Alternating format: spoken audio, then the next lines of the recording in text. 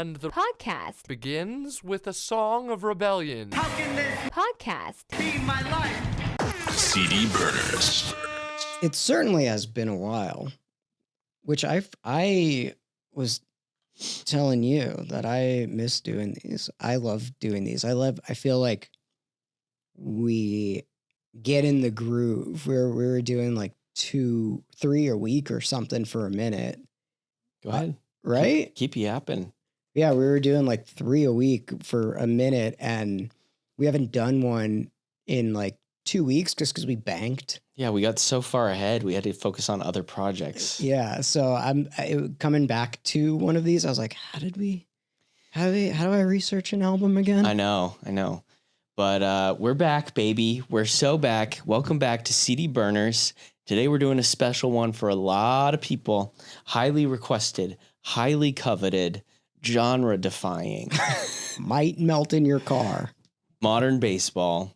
You're going to miss it all. All right, Carly and Contro. Yeah, what is she doing? Weird microphone placement. Yeah, she's a weirdo.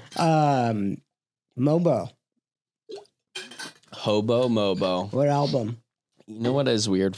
What? Why do they call it I don't Mobo? know. It's like one of those things that I like. Because it's MOBA. I know. I like it. But nobody calls them the front bottoms Frobo. They should. I know.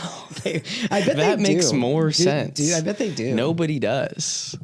Well, I mean, if they made merch that said Frobo on it, like I feel like people would. Modern Probably. Baseball was just smart about it, and they were like Mobo. They merged it? Yeah, I feel like they have absolutely. You think they merged it before people called them that? I don't know. It feels like a fun drunk thing, like somebody just like Mobo. Yeah, Yeah. I mean, I could see it like when you're like working on it and saying it every day, you're like Mobo. yeah, or somebody like typed it wrong or Yeah. something. Like that feels like one of those things, which I really like. It also is like, I don't know, seems like a very like a college-y thing. Yeah. You Well, know? dude, I mean, this whole album just feels like college to me. I know you didn't go to college, but I'm going to college. Well, no, my Now school you're- went away. yeah. The one time I go to school, it closes, which is so funny. It's Finally, like, at age 40, going to school and they Yeah. just shut it down. yeah, it's funny. They like the world doesn't want me to graduate. Yeah. But this album, it feels like college to me. It feels like being hungover on the East Coast. That's the best way I can put this. Yeah, I really liked this album, and it came out at like a really weird time for emo. It came out on February 11th, 2014 on Run for Cover Records. Came out at a really weird time. Why was it weird? Remember, it was like kind of right before we started. Yeah, it was. I mean, that was 10 months before we started Emo Nite. And the world was not at where it is right now with emo. So it was like a very strange time to put this like pretty like iconic album out. Well, I was looking through Run for Cover Records, which is now defunct. It existed from like, I think 2013. Their school shut down too? Yeah, their school of record label shut down. And they were just batting 1,000. Like the bands that are on Run for Cover Records, are you ready for this? Tiger Jaws, Citizen, Turnover, Title Fight, Pine Grove, Balance and Composure, Modern Baseball, Basement, Pity Sex. Like they literally just don't fucking miss. There is something in the goddamn water in Philly. I guess the best way that I heard the label described was that it was more than just, a label putting out music. Like it felt really communal, and it was like bands supporting each other. They were all playing on each other's shows, and it was kind of like a home base for all of these people that were making this sort of emo revival music in the mid 2010s. Well, it's really cool because like the bands I know most about on that label, like granted, like I didn't know too much like lore about Modern Baseball. I didn't know too much about it when I started looking into them, but I did know that what you just said, like I knew Tiger's Jaw, like Citizen, Title Fight, are all really connected in this community. So it feels like that is the right thing. Like, what a cool thing for a label to be like And sense of community. It's all Will Yip. Like all of those are like Will Yip. William Yep. He Yeah. didn't do this one. He did the mastering on this one. The fake turning up the volume Yeah, but the band actually mixed and produced this album themselves. They engineered it in the studio at their college, at Drexel.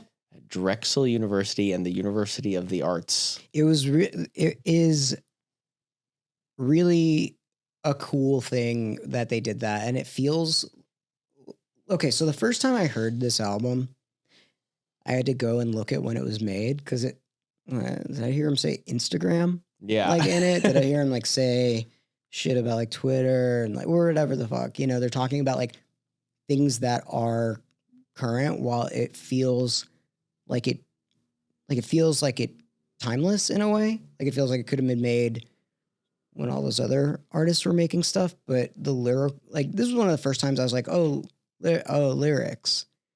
Because it's like very in your face. And also it's a real like, here's what I'm thinking band. You know, there's like stream of consciousness. I mean, their voices, those two guys have like such unique voices. I personally have trouble telling them apart, but like the more I listened to this record and like, you know, spent time with it, I was like, oh, that's a Jake song. That's a Bren song. And they kind of like alternate, but their voices are so unique and the lyrics are very much like front and center. Yeah. Here's what I'm doing. Yeah. Here's what I'm thinking. And I think that that's like that kind of paved the way, in my opinion, for like a lot of other artists like Mother's Jeans and shit like that to just do that style of lyricism and singing. It also like feels really reminiscent of like the first Piebald stuff when it was just like a little, I mean, Piebald was completely in the wrong key. The bald. Yeah, it was so funny, dude. He was just singing in the wrong key. It was awesome, but it was very much like these were the type of lyrics that are really reminiscent of Piebald. And the more I listened to it, I went back and actually listened to Piebald after I listened to this because it reminded me of it. Yeah, but this feels like a currenty Piebald with all of like the lyrical content and talking about the internet, talking about like fucking roommates in college. Like it feels really feels like they started like a new. It feels more important than I thought it was, honestly. Yeah. I mean, this album is so important. And I know that like them not being a band anymore has probably contributed to like the lore and like the mythicalness of modern baseball because people are like, oh, they were so incredible. Like they came in and they did 3 albums and they were all awesome. And then they, you know, kind of broke up or they're on permanent hiatus, as they call it. But I do think that this album is really, really important for the emo revival. I think it's probably the most lasting album that came out of that whole like Oh yeah, lumped 100%. group of emo revival in like 2014. Yeah, there were some. I mean, that was I didn't realize that like how much they had started, and I thought a lot of those artists that sound similar to this were around at the same time, and they weren't. They all like came after modern baseball. Well, they were kind of. I mean, I think it's kind of like one of those rising tides lifts all ships, right? Like they're all playing shows together and stuff. Like there was a big scene in Philadelphia where all these bands were playing in basements and house shows, and it's like the Wonder Years and Modern Baseball and all these other fucking bands, the Menzingers, Marietta, and they're all playing shows together. Like Bren and Jake grew up in Maryland, and then they moved to Philadelphia to go to college, and that's where they really started like cutting their teeth playing shows with other bands and figuring out their sort of place in the world. I like that when they went on hiatus, their fans were like supportive. Yeah. I like that. They were like, hell yeah, go. Well, it was like a mental health thing, you know? But I mean, like, look, some people are insane and they're like, no, you need to keep doing, like, the internet is full of like people with their brains turned around. And I think that like when these guys said that and it was really well received, it was again like another notch in the like, this is the current way the tide is going for emo. A little bit more accepting, understanding, less annoying. It's still annoying. Hardcore Twitter is the worst. Yeah. Like, honestly, hardcore Twitter is like legitimately a hellscape. Yeah. It's so bad. Like, you think emo Twitter is just really funny and like annoying in an endearing way. Hardcore Twitter is like straight fucking annoying. I'm like, damn, dude, I like live in the same world as these people, which is not on hardcore Twitter, but our fucking intro for this podcast is from hardcore Twitter. How can this nightmare be? Yeah. No, well, that was, yeah, they were like, the thing is like, I don't think like when that came out that like, they like took it so seriously. Yeah. And like, you can't, when you hear that, it's like, no, like just have fun. Well, you saw that thing that Cam sent us? I don't know if you saw it, but it was like this guy named Brendan Abernathy, and he's like in a basement and he's doing like folk music where he's like yelling and he's on his tiptoes. And the video and the song went completely viral, and most people were just like roasting it and like making fun of him. But the way that he handled it afterwards was so awesome. And he was like very much like, this is who I am. And like, I always do this at my shows. And I don't know, like he ended up doing like a skit with Kyle Gordon. He much more like let it like roll off of his shoulder, and like he was in on it kind of. And at that point, the tide started to turn and people were like, fuck yeah, this is actually kind of good. And this guy's a sweetheart and we really like him. And then he put out the song and it's got a shit ton of streams, and like the recorded version is great. Yeah, that rules. I don't know what that is.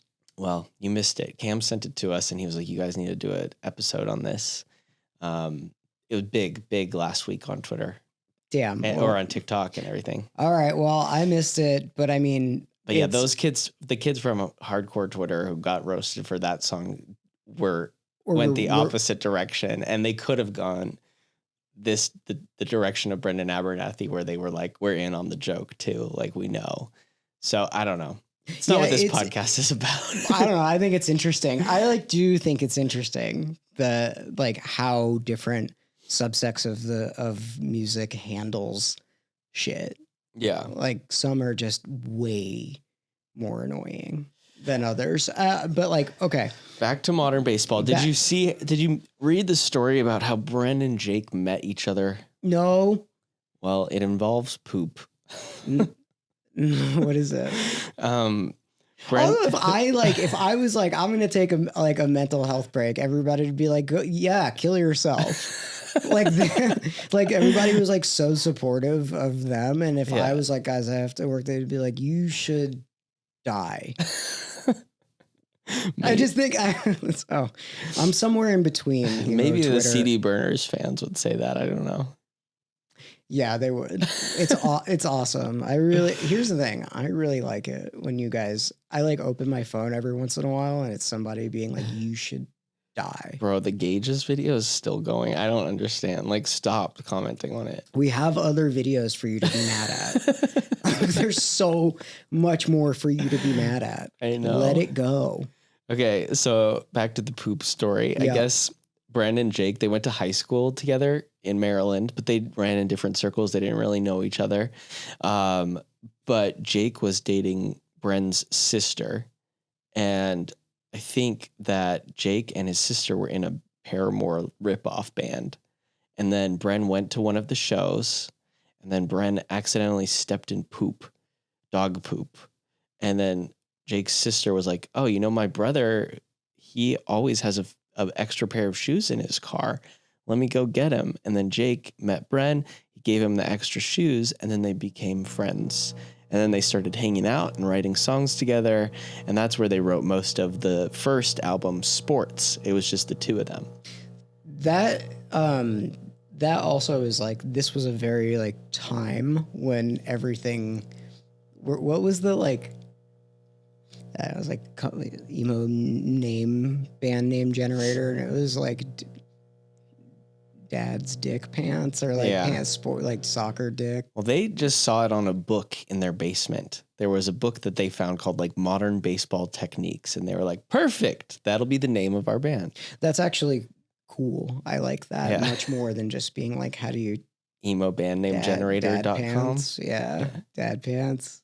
Like it was, but here's the thing. I do really love mom jeans. I think that they're great. I don't want anybody to think I've been talking shit about them because I do. I really like mom jeans a lot. You know, I feel like they were mad at us for a second. So then they move to Philly. They meet the other guys in the band. They start playing basement shows, and then they start working on this album. And this album, basement. They met in a modern basement. And then this album was kind of the first time that it was really like a band was writing this album and not just Bren and Jake like trading off and then getting their friend to play drums. It was like all 4 members of the band were contributing. And there's actually vocals contributed by the drummer, Sean Huber, on the biggest song on this album, on the single, on Your Graduation. All of them did vocals? Not Ian, not the bassist. But Sean does that whole like verse on Your Graduation. Didn't know that. Blah, blah, blah, call you abandoned. Goddamn reason why. He's that voice. That's crazy that they like all kind of. You're right. They like all kind of sound like one guy, but different tones. But like that song in particular, I think it's really. I forgot. Like in music school, they were like, I don't know. This is how many songs get put out a day. It's like a crazy amount of songs. It's like 20,000 songs get like uploaded a day, 30,000, like a really, like a lot, really wild number. And for a song to kind of break through, especially with this type of band where you can turn it on and everybody starts singing it and knowing it and have it lasting the test of time is a really, it's a strong thing. And that song in particular did that, at least in our world. Well, I know that we have a very special attachment and relationship with Your Graduation, because it was kind of like the COVID anthem for Emo Nite during COVID, during 2020, like when we started streaming on Twitch and stuff. For some reason, that was like the song that our whole community rallied behind. You know who's not graduating? You. The thing that I was like really, you know, I went back and I was like, what else came out around this time? What else like did all this shit? And I was like listening to like, I don't know, whatever playlists that were put together. And I feel like this album made emo catchy again in a lot of ways, because this is a strong statement, but I think that around this time and a couple years after, pop artists were just like, this is emo. And I was like, this is pop. Like this is a pop song.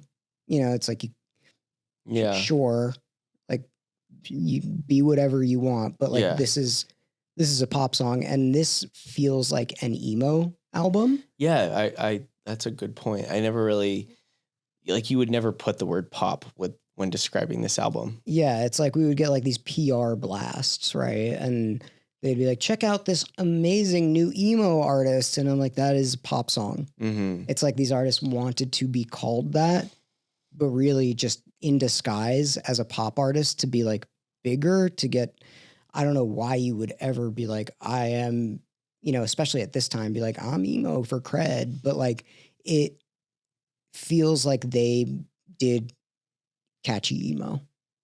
And that was something that like, at least at the time, I hadn't heard in a while, you know, like at least since like some Tiger's Jaw stuff and Saves the Day stuff. And it was like, if you also had like two singers, it was like one was screaming over the other, not just like separate. There's like some very distinct, cool things about modern baseball that I really liked. And that is the big thing, was that for me, it felt catchy and emo, not just pop disguised as emo. I understand what you're saying. And I think a lot of that has to do with them literally doing it themselves. Like it has that DIY feeling to this recording. But at the same time, when you actually dig into the credits, they've got some fucking secret weapons on here. I don't know if you actually like dove into the credits. No, I figured that you would. I wanted to be surprised. I was not expecting this because everybody was like, oh yeah, they're DIY. They engineered it themselves. They mic'd up the fucking drums themselves. They did it in their college studio. And I was like, cool, that's awesome. But there's some secrets on here. So this album is actually mixed by Jonathan Lowe. And I had never heard that name before. Is that the dude from, oh my God, what is that band that I fucking hate that my ex-girlfriend's sister loved? Oh my God. I don't know. There's actually a Vampire Weekend song called Jonathan Lowe, and I think it's probably about him. But what did he do? Jonathan Lowe, at this time in his life, he had just finished engineering The National. Yes. I know that name from The National. I fucking hate The National. And I know that... Really? Dude, I know people love The National. I love The National. I know. I know that they are good. It is something that I just don't like. Like, it is a personal thing. I can understand that it's great in the world that it lives in. It's a me thing. I fucking hate it. Yeah. Well, regardless, The National is a fucking big band. And at the time, they were at probably their peak. Jonathan Lowe was like their main engineer and mixer. He had also worked with Sharon Van Etten, which was a big indie act at the time. But Jonathan Lowe now has racked up some incredible credits. He did Mitski. He did the Local Natives album that came out in 2023. He did Bon Iver. And most notably, he's done 3 Taylor Swift records. Oh, really? Yes. He did Folklore. He was the mixer. Evermore. He was the mixer. And Midnights. He was the mixer and engineer. That's fucking crazy. Really fucking nuts. But I think it was like he was the perfect choice for this because while they recorded it and had their DIY roots and sound through the recording process, like bringing somebody like Jonathan in kind of allows these songs to go toe to toe with anything else that comes up on your Spotify shuffle. It really, while it's not pop, it gives it like a bigger feel. I don't know. He knows how to like mix it in a pop way without it being a pop song. Yeah, that's cool. That's a cool thing. I really do like that. And I think that that's like a really, what an important thing for this album. Because imagine if it wasn't mixed like that. I think you would have it sound a lot more like Sports, which is like where the vocals kind of get like a little bit more drowned out. I think the drum would sound like more muddy, you know, like when you're trying to record drums, it's like one of the fucking hardest things to do. Like I went to music school and I tried to fucking... You graduated. I did graduate, but you know, miking up a drum kit and like mixing all those microphones, it's pretty hard to make it sound like really awesome and make it punchy the way that this album has it sound. And I think these songs just like feel bigger, but they don't feel overproduced because they still technically produced it and engineered it themselves. Yeah, I mean, that's a really cool thing to know. I wouldn't have thought that. I'm happy that I didn't read that, and I learned it right now. There was nowhere to read it because I just made this all up. You made that up? No, I mean, it's a true story, but these are my conclusions. Oh, yeah, I mean, you're right. That I drew. No, I didn't like read this in an article or hear it somewhere else. No, that you're right is the thing. Yeah. That you are right. He also does Lucy Dacus, Claro, dude, Frightened Rabbit. Okay, I have a thing there's like a part where I just wrote Phoebe Bridgers. Lucy, yeah, there you go. In this, and I'm like, what was I trying to say? It just says Phoebe Bridgers. Well, maybe what you're hearing is some of that style. I was like, I think it was probably because I was like, dude, I think these like lyrics even influenced like early Phoebe Bridgers stuff. I could hear that for sure. But I like that I just wrote her name. Yeah. I don't know. I love Whatever Forever. Like the amount of Whatever Forever tattoos. I was like, that's such a good saying. You know who has that tattooed on them? Who? Me. Do you? Before, like years before this album really? came out. Yeah. Damn, bro. years before. When Should've- this came out in 2014, I think it was in 2008. Yeah. We're trying to come up with like names for something, and I was like, that would be a perfect name. And I looked it up. It's obviously like taken. There's a bunch of shit on me that probably is good names that Yeah. I forgot. I forgot that was on me until this came up. Really? I read some cool quotes. Didn't quote them or didn't rant where they came from. But Okay. here you go. This album came out when emo wasn't a dirty word anymore, but it still wasn't totally cool. Modern baseball helped shift to that. Their lyrics didn't romanticize sadness. They dissected it with wit, self-awareness, and oversharing in a way that mirrored how people were talking online. Another quote that I didn't reference. Fans connected to it because it sounded like real life, boring, awkward, funny, anxious, and existential. The vibe was I am sad and weird, but not in a cool way, which was refreshing in a sea of overly dramatic emo tropes. Another great one. Modern baseball weren't dressed like My Chemical Romance or Panic. They looked like they would work at your local coffee shop. This was the emo that I think I probably copied this wrong, but it says this is the emo of flannel shirts, beanies, cargo shorts, and not like eyeliner. Yeah. And then the other last one said that this helped it make it okay for everybody to openly talk about mental health, loneliness, self-doubt without needing to scream it out. That casually vulnerability that became the template for bands like Mom Jeans, Remo Drive, and early TikTok core artists. Let's jump into some of the standout tracks. And I'm going to, since I'm a lyric guy, I pulled some of my favorite lyrics from each one of these songs. You did? Yeah. Damn. Okay. Your Graduation. Why it's important. This is the song, like the biggest, probably their biggest song. Is it their number one song on Spotify? I think it is their biggest song. Let's look. It's definitely their signature song. It's like an anthem that you fucking just want to scream and mosh to and climb on top of your fucking friends in the pit. No, Tears Over Beers is their biggest song. That's a lie. It is a lie. You're right. That's a lie. I like how all three guys are singing on this thing. I like our personal connection to the song through like the Emo Nite streams during COVID. And there's too many fucking good lyrics in that song. But here we go. Next one, Rock Bottom. I love the quote, "To hell with class, I'm skipping. Let's order food and sleep in." And then it's like, we can watch Planet Earth and brainstorm tattoos. It's so vivid without being like descriptive whatsoever. Yeah, you like know what's happening. You know exactly what's happening. You're like, oh, they're You did hungover in bed. You're just going to like smoke weed and hang out with a girl and like look at Tumblr and fucking watch Planet Earth and order some fucking pizza. Yeah, it feels really stupid. If I was to write that, I feel like it would feel stupid, but feels really good in context. And I think that they had a really good art of doing that. Or something, if you were to just say it, you're like, stupid. Yeah, that's like the feeling of whatever forever, and that is also in this song. Fine Great, the album opener. Super strong. And I mean, that first lyric is like such incredible poetry. I hate worrying about the future because all my fucking problems are based around the past. That is some Shakespearean shit right there.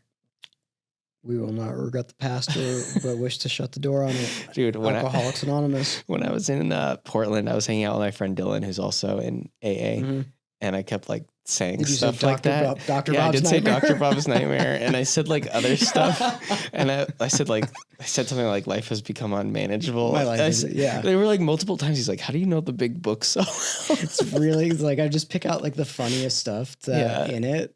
He's like, you seem to know a lot about the big book. I was like, Morgan just says like random stuff from the big book. Dr. Bob's Nightmare is it's so fucking funny. All of it is really. I guess he went to Dr. Bob's house. I went to Dr. Bob's house in Ohio or whatever. He said there was Akron? some guy there that was like, see how many steps there are here? 12. Yeah. I know it's annoying. There's some like old AA guys that like when they build their house, they do that. I do 12 steps. It's so fucking annoying. It's Like cool. some of them should drink is the thing.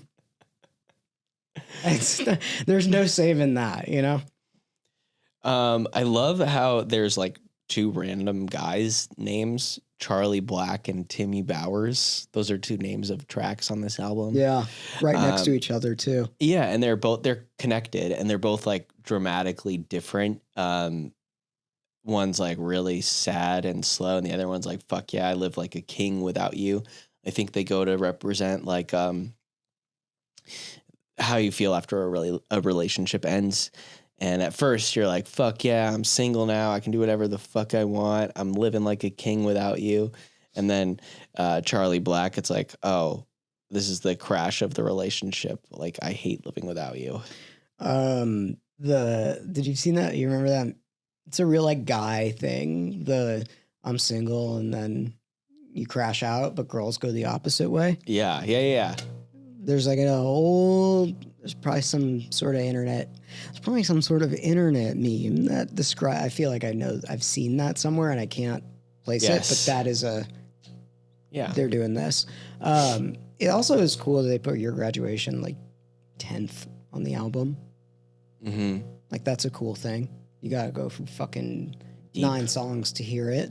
The album's only 29 minutes or something. Perfect. Yeah. That's a perfect length for an album. Yeah. Don't got shit on Joyce Manor though. What are they, 27? 7 or something? No, that's like an EP. 7 minutes. 7 minutes. There was a time that I listened to like all of Joyce Manor's discography before our plane took off one time. Yeah, like dude. Easy. I listened to Joyce Manor's discography like before I fucking walk out the door. It's just really funny. I was like, what is it? Like, what was it called? Was it called? You're on the tarmac, but it's what is that process called? Boarding. Like when you're taking taxi. Yeah, this taxiing took precisely 3 Joyce Manor's albums. Yeah, that's so funny. Okay, well that's all I had for standout tracks. I mean, we've already kind of moved on to Joyce Manor, so I don't know if you want to keep talking about other bands or if you had anything else to talk about here. I think a really strong band to listen to if you like this would be Oso Oso. I wrote that down too.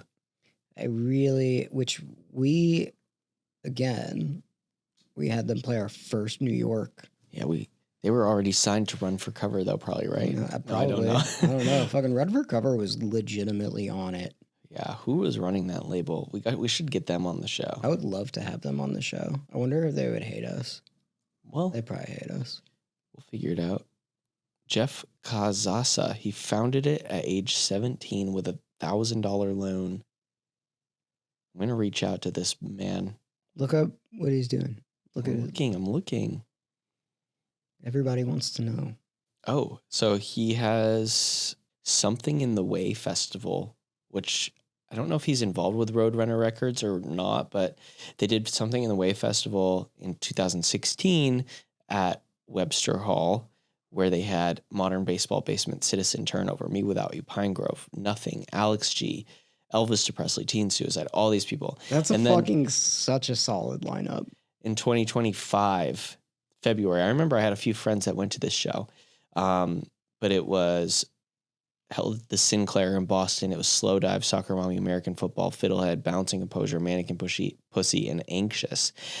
I thought that this festival was like affiliated with a different record label, but I don't know. I mean, okay, in 2019, RFC joined Captured Tracks, so he's probably in the label system somewhere, just like crushing for somebody. He seems really smart and has a good ear and likes cool stuff, so it would be awesome to talk to him. Let's reach out and see if we can get him on the show. Great. Okay. Who else did you? I wrote down Prince Daddy and the Hyenas. And the Hyena. Not Hyenas. Glass Beach. I have never heard of Glass Beach. It's experimental emo pop with ambitious arrangements. Okay. Did Joni write that? No. Google. Okay. I love the hotelier too. Like I had like a big hotelier phase. You did, and they're great. It's also fucking what's that douchebag's name? Dan Ozzie. No, yeah, probably Cohen. him. But Ian Cohen's like favorite album, Yeah. which like fair. Those guys have good taste. They're just unbearably annoying. Is Run for Cover releasing stuff? Yeah, they are. Why does everywhere say that they're like not putting out shit? Look, they literally are hanging. I think they put out the Anxious record. Well, let's get to the motherfucking bottom of it. Bro, like why does Wikipedia and everything say that they ended in 2017? And it seems like they're fucking killing it with Anxious, which I also love. Yeah, whoever's running it's doing a really great job. That guy's doing a really great job. All right. Okay. A little rusty, but we're back on it. Yes, sir. All right. Thank you guys so much for listening to CD Burners. I like that one. I like Modern Baseball a lot. And I know that the National is good. I just don't like them. Through an affiliate, like it was like one of those. Just because somebody you don't like likes them? Kind of, yeah. And it was just like, they're like, isn't this song so amazing? And it was like so sad and slow. Yeah. It was like I think they played it at a time where I was like, don't play that. Like, this is not like the time to play that. Yeah. It was like at a party environment. I'm like, no, don't do that. And I think it just gave me the wrong. Yeah. You don't put on the National in a party environment. You put it on like in the car by yourself. Like, I am aware that it is good. All right, people. Goodbye.